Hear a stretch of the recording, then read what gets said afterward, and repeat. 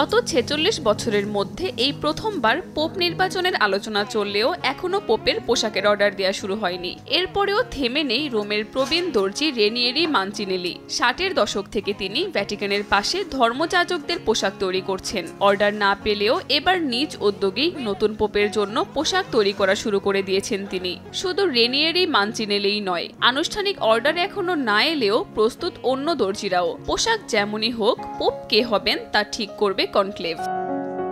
নির্বাচনের পর নতুন পোপ প্রথমবারের মতো সাদা পোশাক পরেই আসবেন, কিন্তু সেটার স্টাইল কেমন হবে তা এখনো অজানা। তাই রোমের গির্জার ধর্মযাজকদের পোশাক যারা বানান তারা ৩টি ভিন্ন সাইজে বানিয়ে রাখে, যেটি কাসক নামে পরিচিত। সঙ্গে থাকে সাদা টুপি, সাদা চাদর আর সোনালী রঙের স্যাশ। ঐতিহ্য অনুযায়ী এই পোশাকের সাথে একটি লাল মোজেট্টা, একটি ছোট কেপ ও গলায় স্টোল পরে থাকেন পোপ।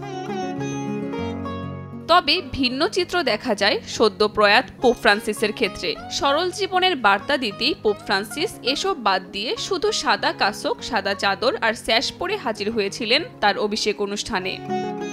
কাকলি আখতার, সময় সংবাদ।